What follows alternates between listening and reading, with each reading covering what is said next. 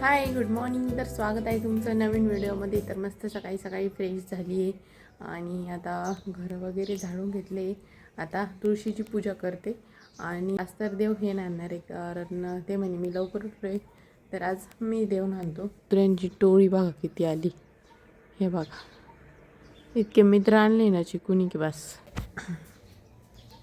तर चला तुळशीची पूजा वगैरे करते मस्त सकाळी सकाळी.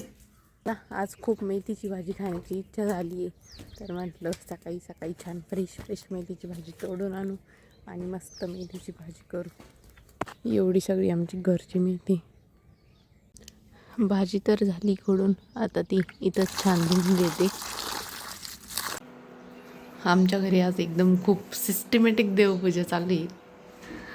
पुजारी सुनील जाधव यांच्या हस्ते हे बघा तांदूळ वगैरे बदलायचं काम चालू आहे. झाली एक देवपूजा चालू का? बाबा सांगते का तुम्हाला कशी देवपूजा करायची?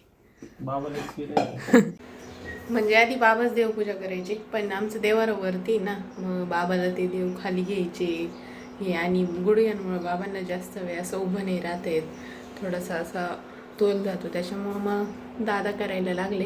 दादा नसल्यावर पण बाबाच करायचे, पण मग बाबाचे पाय दुखतात त्यामुळं आम्हीच नाही करून देत.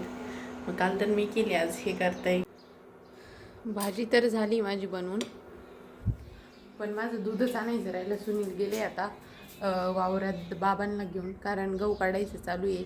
पण ते म्हणताय की बाबांना एकदा विचारतो की गहू किती वाळला आहे किती नाही. बाबांना दाखवतो, कसं एक्सपिरियन्स आहे बाबांना, त्यामुळं बाबांना दाखवते. मग बघ ते गेले गहू बघायला, आज काढायचा की उद्या काढायचा. तोपर्यंत तुम्ही चला दूध तर घेतलं आहे. दूध आणायला जायची मला भीती का बरं वाटते, कारण सगळीकडून मग काय, आणि चिकूची इतकी मोठी मित्रांची टोळी ना, त्यामुळं ते कधी मध्ये सांगताच येत नाही, त्यामुळं एकटीला दूध आणायची भीती वाटते. कधी कधी लाईट इतका आपला मूड घालवते ना की बस. आज मला लाईटची इतकी गरज होती, आणि मला वाटलं होतं मला जेव्हा लाईटची गरज असते ना तेव्हा लाईट कधीच राहत नाही, आणि आज पण मला असं वाटलं आज तर मला लाईटचं खूप काम आहे. लाईटवरती मला थोडंसं काम होतं, तर आज तर मला लाईट पाहिजे. आणि आज जर लाईट नसली, आणि आज तेच होणार आहे की लाईट नाही राहायची एका दिवस, मला ज्यावेळेस काम करायचे त्यावेळेस.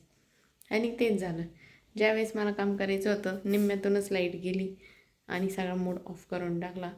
पण काय अडचण नाही, थोडा वेळ वेट करू आणि मग ते काम पूर्ण करेल. आता हे बघा सुनीलनी गहू काढून आणलेला आहे, आणि बाबा पण गेले ते सुनीलसोबत. चला आता त्यांना बारदान धरू लागते.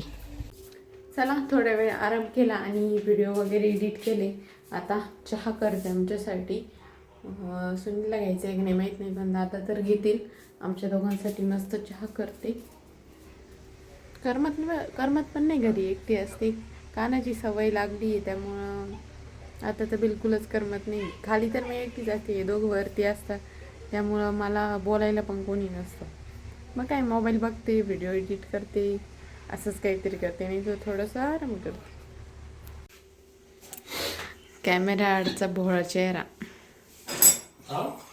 कॅमेरा मागचा भोळा चेहरा बघून घ्या तुम्ही.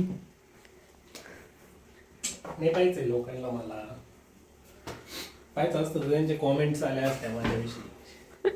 कमेंट करा ज्यांना यांना पाहिजे, मला नाही पाहिजे ब्लॉग मध्ये, त्यांनी कमेंट करा, आणि ज्यांना पाहिजे त्यांनी पण कमेंट करा. ज्या कमेंट सगळ्यात जास्त ते तुम्ही द्या ना. मला वाटतंय लोकांना माणूस पाहिजे नसतं. ते तर आहेच. हे बोलताना तुम्हाला काही वाटलं कसं नाही? आर्य नाही असं नसेल काही, बघत असतील लोक, तुला बघायचं असेल लोकांना, पण माझ्यासारख्याला काय पाहणार लोक? तुमच्या सारख्याला म्हणजे बघते ना लोक, असं काही नाही. नावीला जणी बघताय तू ब्लॉग मध्ये घेते म्हणून. हद्दपार केलं जाईल मग तो. असं काही नाही. बळच तुम्ही पण काही पण तुम्हाला स्वतःला माझ्या ब्लॉगमध्ये यायचं नाही ते सांगा ना. ते बाकीचे सांगते बळच काही पण. मला नाही आवडत माझ्या असं. सबस्क्रायबर्सवर का डाऊट घेते तुम्ही? मला नाही आवडत ब्लॉग मध्ये यायला. शायनिंग मारायची नाही बळच हा. म्हणे ब्लॉगमध्ये यायला आवडत नाही काही पण. चला चहा गाळा. मम्मी पप्पा घरी नाही, तुमचे काम मग करा काही. हा काही पण. असं जर केलं तर काय होईल बरं? हे मला लगेच संध्याकाळी सोडून की जाय म्हणत तू त्याच्या घरी आता. पण मीच असं करू शकत आम्ही दोघं भावांनी प्लॅन केला होता तसा. काय? म्हणजे श्रुतीला देव काढून आपण दोघं मस्त खावत जाऊन. मग असं काल म्हणले असते, मी पण गेले असते. आम्ही तिघं पण सुट्टीला गेलो असतो. पण तुम्हाला माहिती कुठं हातानं वनवन करून घ्यायची. बरोबर आहे की नाही? खरं सांगा, खरं सांगा. 1-1 नाही 2-2. काय? आता चहा प्यायचं होतं, केळी का खाते? पाणी मर्जी, मी काही बी काही. दादांना फोन करा चहा प्यायला. चला. तर आम्ही आता चहा बिस्किट खातोय. डेली तर मी दीदींसोबत चहा बिस्किट खाते, पण दीदी तुम्ही समजून घ्या, आता यांच्यासोबत खावं लागते नाविलाजानी. आता काय करत्या, मस्त माय इथून जाईना पण खावं लागणार. मस्त मला माझ्या जावाची आठवण येते. मस्त माझ्या जावाची आठवण येते. अहो खरंच येऊ राहिले, असं काही नाही. आम्ही दोघीच दिवसभर खाली राहतो, तुम्ही वर राहते. आज मी एकटीच राहते माहिती का. या बिस्किट खायला दीदी. त्यांचा बी आता तिथं बिस्किट खायचा टाइम झाला असं. काना पण बरं का, काना पण असतो बिस्किट खायला. काना तू पण ये. तो म्हणाल काय काकी मला नाही म्हणली. चहा बिस्कुट खाते ही.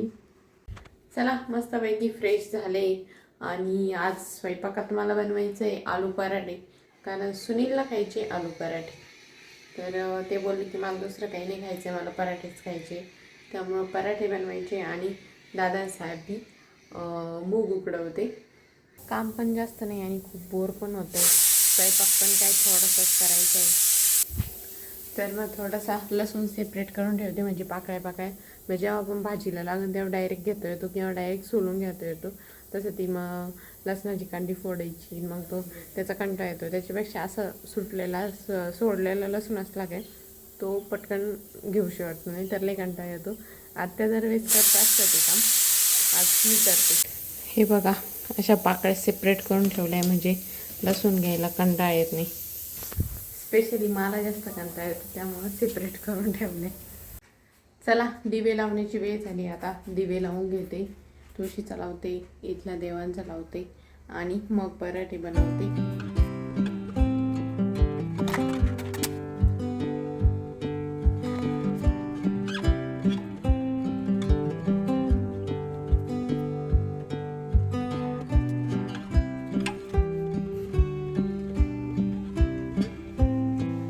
चटणी तर बनवून झालेली. आता सुनील आणि ते आल्यावर गरम गरम पराठे बनवते. सुनीलने त्या दिवशी आणलेला केक सापडला. मला खूपच भूक लागली होती, बरं झालं केक पण सापडला. आता केक खाते थोडासा आणि मग पराठे बनवते, कारण त्यांची सुट्टी व्हायला अजून टाईम आहे. आणि गार बनवून काही उपयोग पण नाही, गरम गरम काय थोडेच बनवायचे. मग गरमच बनवीन आणि गरमच खाऊ. गरम टेस्टी पण लागते, गार टेस्टी नाही लागत एवढे. त्यामुळं तोपर्यंत थोडी केकवर भूक भागवते. दादांना आणि सुनीलला पण देते.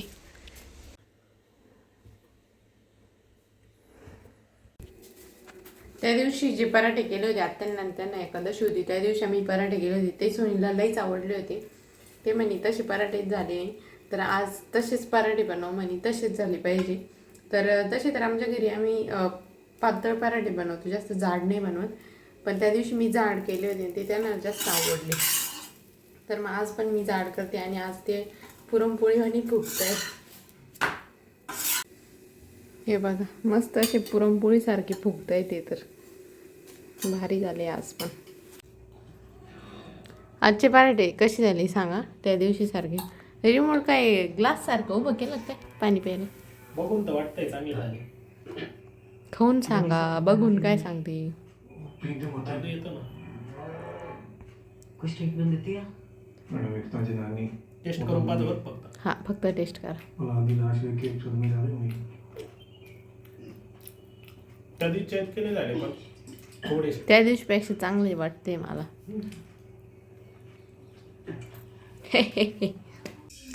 आज बिग बॉस बघायला पण आम्ही दोघंच आहे, कारण दादा बघायला बी बोर होतंय.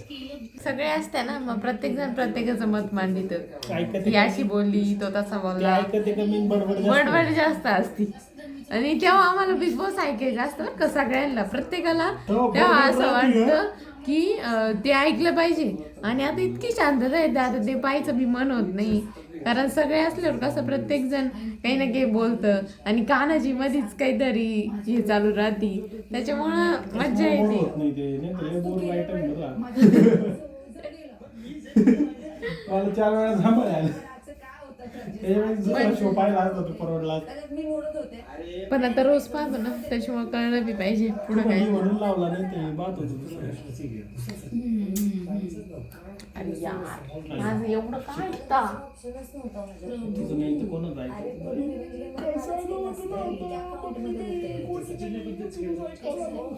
भाकरी नाही भेटायच्या.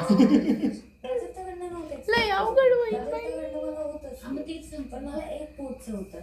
आणि दादा पण गेले वरती, त्यांची मीटिंग होती, तर जेवण केलं, थोडंसं फिरले आणि ते पण वरती गेले. आता काय आम्ही दोघंच आहे, थोडा वेळ बसू, बिग बॉस बघू आणि झोपू. मग काय. चला तर मग भेटूया नेक्स्ट व्हिडिओमध्ये. तोपर्यंत लाईक करा, शेअर करा, सबस्क्राईब करा.